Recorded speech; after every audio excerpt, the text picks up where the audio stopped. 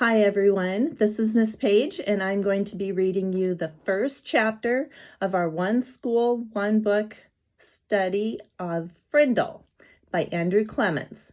We're going to start with chapter 1. I haven't read this book before, so it's going to be exciting and new for me too. Our chapter 1 title is Nick. If you ask the kids and the teachers at Lincoln Elementary School to make 3 lists, all the really bad kids, all the really smart kids, and all the really good kids, Nick Allen would not be on any of them. Nick deserved a list all his own, and everyone knew it. Was Nick a troublemaker? Hard to say. One thing's for sure, Nick Allen had plenty of ideas, and he knew what to do with them. One time in 3rd grade, Nick decided to turn Miss Deaver's room into a tropical island. What kid in New Hampshire isn't ready for a little summer in February? So first, he got everyone to make small palm trees out of green and brown construction paper and tape them onto the corners of each desk. Miss Deaver had only been a teacher for about 6 months, and she was delighted. That's so cute! The next day, all the girls wore paper flowers in their hair, and all the boys wore sunglasses and beach hats. Miss Deaver clapped her hands and said, "It's so colorful!" The day after that, Nick turned the classroom thermostat up to about 90 degrees with a little screwdriver he had brought from home. All the kids changed into shorts and t-shirts with no shoes. And when Miss Deaver left the room for a minute, Nick spread about 10 cups of fine white sand all over the classroom floor. Miss Deaver was surprised again at just how creative her students could be. But the sand got tracked out into the hallway, where Manny, the custodian, did not think it was creative at all, and he stomped right down to the office.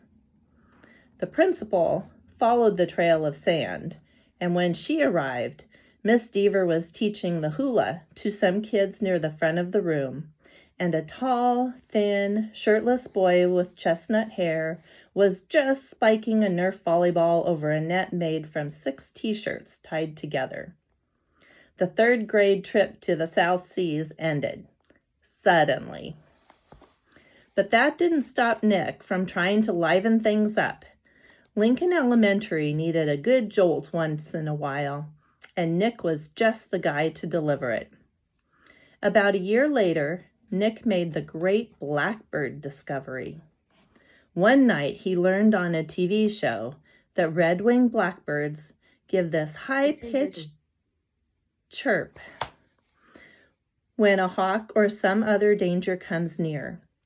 Because of the way sound travels, the hunter birds can't tell where the high-pitched chirp is coming from. The next day during silent reading, Nick glanced at his teacher and he noticed that Mrs. Avery's nose was curved, kind of like the beak of a hawk. So Nick let out a high, squeaky blackbird beep. Mrs. Avery jerked her head up from her book and looked around. She couldn't tell who did it, so she just said, "Shh," to the whole class. A minute later, Nick did it again, louder. Peep! This time, there was a little giggling from the class, but Mrs. Avery pretended not to hear the sound. And about 15 seconds later, she slowly stood up and walked to the back of the classroom. Without taking his eyes off his book, and without moving at all, Nick put his heart and soul into the highest and most annoying chirp of all. Peep! Mrs. Avery pounced. "Janet Fisk, you stop that this instant."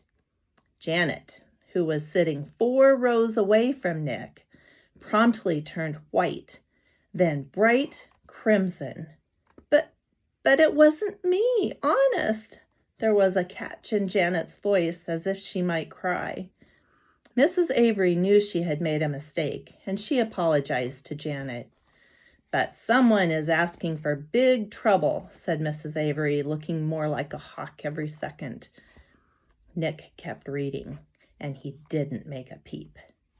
At lunchtime, Nick talked to Janet. He felt bad that Mrs. Avery had pounced on her.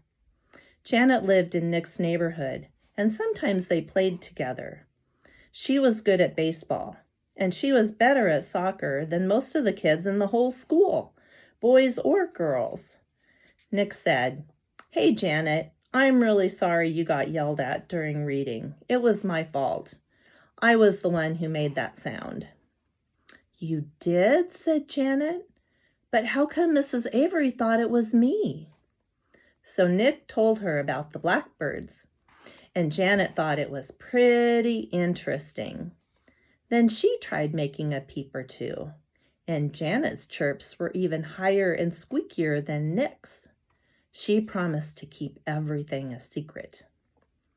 For the rest of Nick's 4th grade year, at least once a week, Mrs. Avery heard a loud peep from somewhere in her classroom.